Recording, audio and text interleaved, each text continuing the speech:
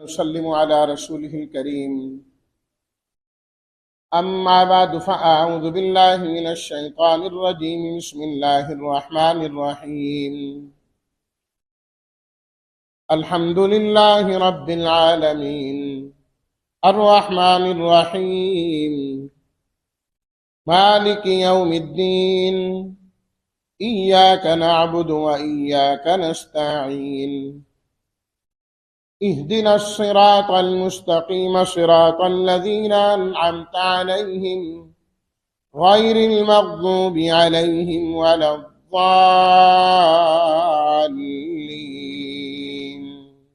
آمين صدق الله العظيم اللهم صل على سيدنا ومولانا محمد وعلى آله وأصحابه وبارك وسلم۔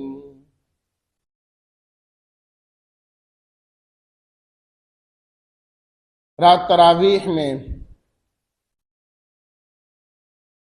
پہلا سپارہ مکمل اور ایک پاؤ سورہ البقرہ کی تلاوت کیا گیا۔ سورہ البقرہ کی 286 آیات میں سے 176 آیات ہم نے رات تراویح کے اندر پڑھی ہیں۔ سورۃ الفاتحہ قرآن مجید کی سب سے پہلی سورت ہے۔ فتح یفتح اس کا معنی ہوتا ہے کھولنا۔ قرآن مجید کھولیں تو سب سے پہلے یہ سورت یہاں سے آغاز ہوتا ہے قرآن مجید کا، اور یہ قرآن مجید کی جامع ترین سورت ہے۔ یہ سورت مکہ میں بھی نازل ہوئی ہے، مدینہ کے اندر بھی نازل ہوئی ہے۔ نبی کریم صلی اللہ علیہ وسلم نے ارشاد فرمایا، اس جیسی سورت نہ تورات میں ہے نہ انجیل میں ہے۔ اللہ، سب سے جامع ترین سورت قرآن مجید۔ قرآن مجید کے اندر اللہ تعالیٰ کی توحید ہے، نبی کریم صلی اللہ علیہ وسلم کی رسالت ہے، عقیدہ آخرت اور قیامت کا بیان ہے کہ مرنا بھی ہے، مرنے کے بعد کی زندگی برحق ہے، وہاں سب حساب و کتاب ہوگا، جزا و سزا ہوگی۔ ان چیزوں اور اللہ تعالیٰ کے احکامات ہیں۔ اللہ نے حکم دیا میری عبادت کرو، زکوٰۃ دو، نماز پڑھو، حج کرو، مختلف احکامات ہیں۔ ان چیزوں کو ماننے والوں کا بیان ہے اور نہ ماننے والوں کا بیان۔ وہ لوگ جنہوں نے ان چیزوں کو قبول کر لیا اور وہ لوگ جنہوں نے اس کو قبول نہیں۔ اگر قرآن مجید کے سارے مضامین کو دیکھا جائے تو وہ اسی کے اندر ہے۔ کہیں اللہ کی توحید چل رہی ہے، نبی کریم صلی اللہ علیہ وسلم کی نبوت اور رسالت چل رہی ہے، آپ پر جو اعتراض کرنے والے ہیں ان کو جواب دیا جا رہا ہے، عقیدہ آخرت کا بیان ہو رہا ہے، کیسے مر کے زندہ ہوں گے، احکامات بیان کیے جا رہے ہیں ماننے اور نہ ماننے والوں کو۔ اور یہ پانچوں مضامین اللہ تعالیٰ نے اس سورۃ الفاتحہ کے اندر بیان فرما دی۔ الحمدللہ رب العالمین الرحمن الرحیم مالک یوم الدین۔ ساری تعریفیں خاص ہیں اس اللہ کے لیے جو تمام جہانوں کا رب ہے۔ کائنات کی جتنی بھی تعریفیں ہیں حقیقت میں یہ تعریفیں اللہ کی ہیں، حقیقت میں تعریفیں اللہ کی ہیں۔ کسی کے حسن کی تعریف کرو، کسی کے جمال کی تعریف کرو، کسی کی آواز کی تعریف کرو، اچھے منظر کی تعریف کرو، سبزے کی تعریف کرو، چمکتے سورج کی تعریف کرو، چاند کی تعریف کرو۔ بنایا کس نے؟ اللہ نے۔ اصل میں تو اللہ کی تعریف۔ اور اسی طرح جو صفات ایک الہ اور معبود ہونے کے لیے ہیں وہ صرف اللہ میں ہے۔ ہمیشہ سے زندہ اور ہمیشہ زندہ رہنے والا کون ہے بھائی؟ ایک اللہ ہے۔ باقی پہلے نہیں تھے، اب ہیں اور کل نہیں ہوں گے۔ جو اپنا وجود قائم نہیں رہ سکتے، رکھ سکتے، وہ الہ اور معبود کیسے ہو سکتے؟ ایسی صفات تو صرف اور صرف اللہ کے لیے، رب العالمین، جو تمام جہانوں کا رب اور پروردگار ہے، الرحمن الرحیم، سب کا مالک وہ، سب کا بادشاہ وہ، سب اختیارات اس کے پاس۔ وہ رب العالمین جو ہے، جس کے پاس اختیار آ جائیں وہ اختیارات سے ناجائز فائدہ حاصل کرتا ہے۔ میری مرضی جو چاہوں کروں، کہتے میری ملکیت ہے، میری کوٹھی، میری فیکٹری، میرا کاروبار، میری دکان، میری تجارت، کسی کو رکھوں کسی کو نہ رکھوں، کسی کو نکالوں کسی کو کیا کروں، کہتے میری مرضی ہے، میری چیز ہے، تم کون ہو؟ فرمایا اللہ بھی جو چاہیں کر سکتے ہیں، لیکن اللہ کا ہر معاملہ رحمت پر ہی مبنی ہوتا ہے۔ الرحمن الرحیم، رحمت پر ہی مبنی ہوتا ہے۔ مالک یوم الدین، فرمایا لوگوں آج تو دنیا کے اندر کئی چیزوں کی تم بھی مالک ہو، کہتے ہو نا کہ میری زمین، میری کوٹھی، میری فلاں، میری فلاں۔ فرمایا قیامت کے دن یہ میری بھی ختم ہو جائے گی۔ مالک یوم الدین، قیامت کے دن کی ہر چیز کا مالک ہے ایک اللہ ہوگا، کوئی اور نہیں۔ اعلان ہوگا لمن الملک اليوم، بتاؤ آج کس کی حکومت؟ کوئی جواب نہیں دے گا کہ میری حکومت۔ فرمایا اس دن کا مالک اور بادشاہ صرف اللہ ہے۔ سب اللہ کی توحید ہے، توحید ہے اللہ تعالیٰ کی اس کے اندر۔ ایاک نعبد و ایاک نستعین، احکام، یا اللہ ہم تیری ہی عبادت کرتے ہیں۔ بھئی جتنے بھی احکام ہیں اللہ نے دین اسلام میں دیے، ان تمام کا خلاصہ کیا ہے؟ سر تسلیم خم، رب کے سامنے اپنی گردن کو جھکا دیں، جو رب حکم دیتا چلا جائے اس کو مانتے چلے جائیں، یہی خلاصہ ہے۔ اسی صورت میں سورہ البقرہ میں رات کو ہم نے پڑھا کہ اللہ تعالیٰ نے حضرت ابراہیم علیہ الصلاۃ والتسلیمات سے فرمایا، آیت نمبر 131 ہے سورہ البقرہ کی، اذ قال له ربہ اسلم۔ حضرت ابراہیم کے رب نے حضرت ابراہیم سے فرمایا ابراہیم آپ اپنے آپ کو جھکا دیجیے، جھک جائیں آپ میرے سامنے۔ قال اسلمت لرب العالمین، وہی رب العالمین ہے۔ اے اللہ میں نے اپنی گردن کو رب العالمین کے سامنے جھکا دیا ہے، میں تو جھک گیا ہوں۔ یہ خلاصہ ہے پورے دین کا۔ بس جب بندہ جھک جائے اسی کو عبادت کہا جاتا ہے، بندہ ماننے والا بن جائے۔ رب نے کہا آ جاؤ، جھک جاؤ، جھک گئے، نماز پڑھی۔ رب نے کہا کھانا پینا چھوڑ دو، چھوڑ دیا، روزہ ہو گیا۔ رب نے کہا کمایا ہوا دے دو، ٹھیک ہے جی یا اللہ اتنا حصہ نکال کے دے دیتے، زکوٰۃ ہوگی۔ اپنا وطن چھوڑ کے حج کے لیے چلے جاؤ، چلے گئے۔ خود نیکی کر رہے ہیں، اوروں کو بھی نیکی کی ترغیب دو، یا اللہ ٹھیک ہے، تبلیغ ہوگی۔ اچھا جو اس میں رکاوٹ بن رہے ہیں اگر وہ نہیں سمجھتے تلوار اٹھا لو، جہاد ہو گیا۔ بات تو اصل میں رب کے حکم کے ماننے کی ہے کہ رب کے حکم کو مانتے چلے جائیں، اسی کو کہا جاتا ہے عبادت۔ بندہ سورۃ الفاتحہ کی صورت میں ہر نماز کی ہر رکعت میں کہتا ہے ایاک نعبد و ایاک نستعین، یا اللہ میں عبادت صرف آپ کی کروں گا، حکم آپ دیں گے، عمل میں کروں گا۔ یا اللہ میں کیا عمل کر سکتا ہوں، میری کیا ہمت ہے، میری کیا جرت ہے، عاجز کمزور انسان میں، ایاک نستعین تیری مدد ہوگی تو کام ہو سکے گا نا، تیری نصرت سے، تیری مدد سے کروں گا، تیری استعانت سے کروں گا۔ یا اللہ اتنا وعدہ ضرور کرتا ہوں، جب بھی مدد کی ضرورت پڑے گی پکاروں گا صرف تجھے ہی۔ وَإِيَّاكَ نَسْتَعِينُ، ایاک نعبد، اور جب بھی تیرا حکم آئے گا یہ سر جھکے گا تیرے سامنے۔ تو اس میں اللہ نے سارے احکامات کچھ ایک آیت کے اندر بند کر دیا۔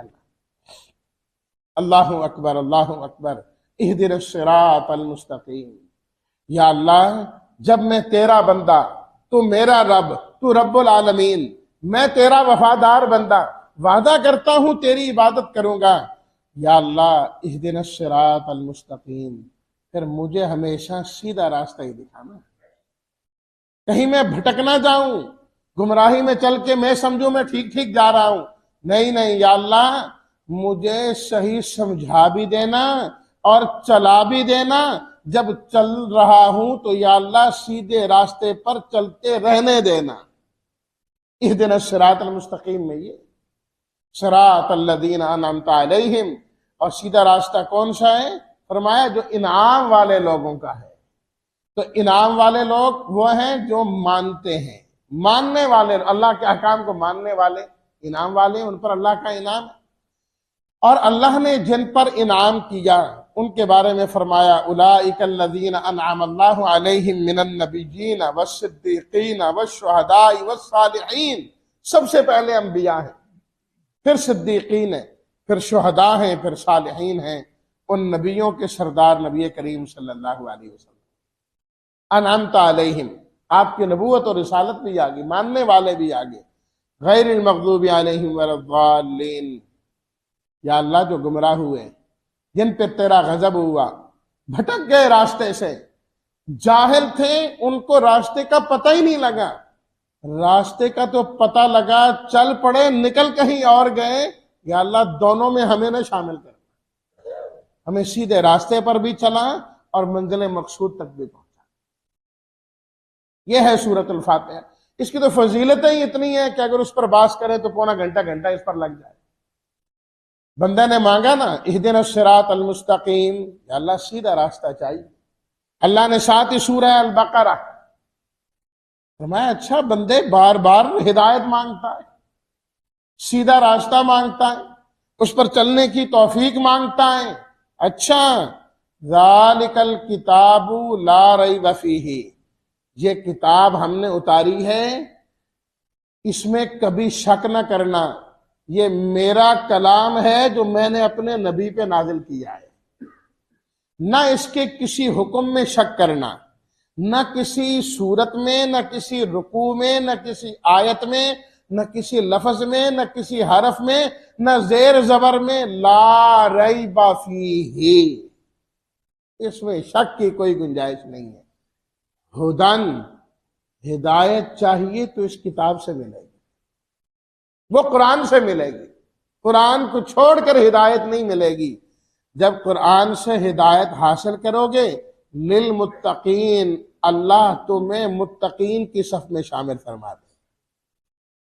پھر قرآن مجید سے فائدہ حاصل کرنے اور حاصل نہ کرنے کے اعتبار سے اللہ نے 3 جماعتوں کا ذکر کیا۔ سب سے پہلے متقین جو پورا فائدہ حاصل کرتے ہیں، اللہ نے 5 صفات ان کی بیان کی۔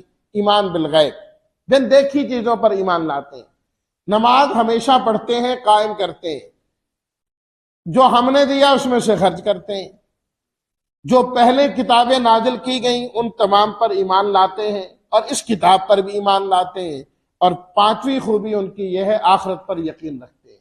نتیجہ ان کا یہ ہے، فرمایا یہ لوگ اپنے رب کی جانب سے دنیا میں ہدایت پر ہیں، ہدایت مانگی تھی نا، یاد رکھیے اس دنیا میں ہدایت سے بڑھ کر کوئی بھی نعمت نہیں، سب سے بڑی نعمت ہدایت کی ہے، اور اس میں ہدایت میں پھر ایمان کی ہدایت سب سے پہلے، وَأُولَٰئِكَ هُمُ الْمُفْلِحُونَ، فرمایا یہ لوگ آخرت میں کامیاب ہوں۔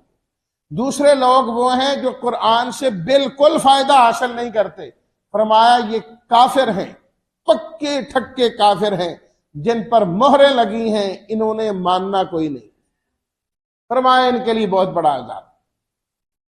تیسرا گروہ منافقین کا ہے، جو بظاہر قرآن سے فائدہ حاصل کرنا چاہتے ہیں لیکن حقیقت میں منکرین قرآن، ایمان والوں کے پاس آتے ہیں۔ دوسرے رکوع میں اللہ نے سارا انہی کا ذکر کیا، تو تقریباً 10 سے زیادہ اللہ تعالیٰ نے ان کی خرابیاں اور برائیاں بیان کی۔ فرمایا ایمان والوں کے پاس آتے ہیں تو کہتے ہیں ہم تمہارے ساتھی ہیں، اور اٹھ کے جاتے ہیں تو ان کو کہتے ہیں نہیں جی نہیں، وہ تو دھوکہ دینے گئے تھے، ہم تو تمہارے ساتھ ہیں۔ فرمایا اللہ کو، اللہ کے رسول کو اور ایمان والوں کو دھوکہ، یہ ان کی کم فہمی ہے، یہ اپنے آپ کو دھوکہ دے رہے ہیں۔ دلوں میں بیماری ہے، نفاق ہے، حسد ہے، کبر ہے، تکبر ہے، بیماریاں ہیں، اور اتنے عقل کے الٹے ہیں، کرتے فساد ہیں، اور کہتے ہیں کہ ہم تو اصلاح کر رہے ہیں۔ ہم چاہتے ہیں سارے مل مل کے رہیں۔ کیسے مل کے رہیں؟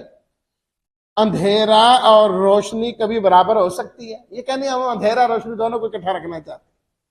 اس طرح کہے توحید اور شرک کو ہم اکٹھا رکھنا چاہتے ہیں، سنت اور بدعت کو اکٹھا رکھنا چاہتے ہیں، مومن اور کافر۔ فرمایا کبھی نہیں ہو سکتا، یہ فسادی ہیں جو اس قسم کی سوچ سوچتے ہیں۔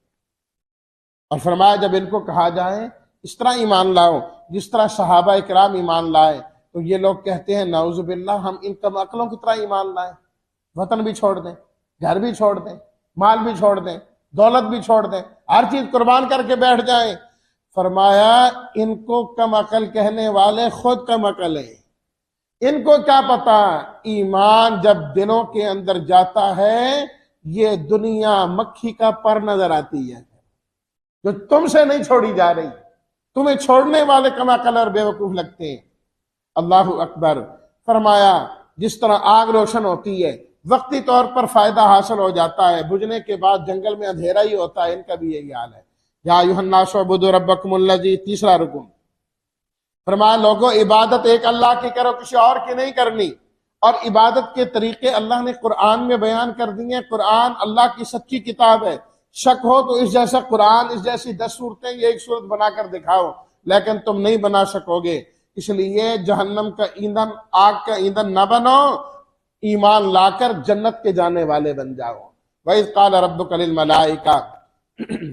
اس کے بعد اللہ تعالیٰ نے اگلے رکوع میں، چوتھے رکوع میں حضرت آدم علیہ الصلوۃ والتسلیمات کی عظمت اور شان کا ذکر کیا کہ اس میں کوئی شک کی بات نہیں، اللہ رب العالمین ہے، خالق کل شیء ہے، لیکن ان تمام میں سے افضل ترین چیز اللہ نے انسان کو بنایا اور پیدا کیا ہے۔ پیدا کرنے سے پہلے ہی اس کا اعلان کیا، پھر پیدا کرنے کے بعد فرشتوں سے اللہ نے سجدہ کرایا، تو فرمایا کہ پھر جنت میں بھیجا، روکا کہ اس درخت کے قریب نہ جانا۔ حضرت آدم چلے گئے، بھول کے وہاں اس کو استعمال کر لیا، اللہ نے وہاں سے ان کو یہاں بھیجا۔ فرمایا تم یہاں پر آئے ہو، یہاں کے رہنے والے نہیں ہو، تم نے یہاں رہنا بھی نہیں ہے، جہاں سے آئے ہو وہیں جانے کی کوشش کرنی ہے۔ ابھی بندہ گھر سے جب باہر جاتا ہے کسی کام کے لیے وجہ سے، تو واپس آتا ہے، یہ نہیں کہ بس پہ بیٹھا اڈے پہ جا کے وہیں ڈیرا لگا کے بیٹھ جائے، بھائی وہاں سے تو پھر واپس آنا ہے۔ تو اس لیے فرمایا ہم نے تمہیں صرف کوشش محنت کے لیے وقت دیا ہے، یہ کرو، اور واپس تم نے جنت میں پلٹنے کی کوشش کرنی ہے۔ اس کے بعد تقریباً 10 رکوعوں میں 5ویں رکوع سے اللہ تعالیٰ نے بنی اسرائیل حضرت یعقوب علیہ الصلوۃ والتسلیمات کا لقب تھا، اللہ اکبر، تو پھر بنی اسرائیل یہودی کہلائیں۔ 10 رکوعوں میں اللہ تعالیٰ نے ان کا ذکر کیا۔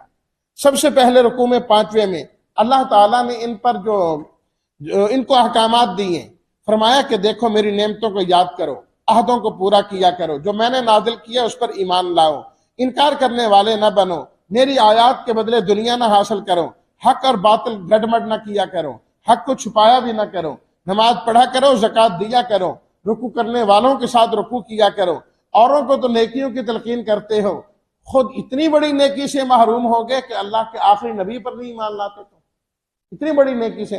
وَاسْتَعِینُوا بِالصَّبْرِ وَالصَّلَاةِ، فرمایا صبر اور نماز کے ذریعے اللہ کی مدد حاصل کرو۔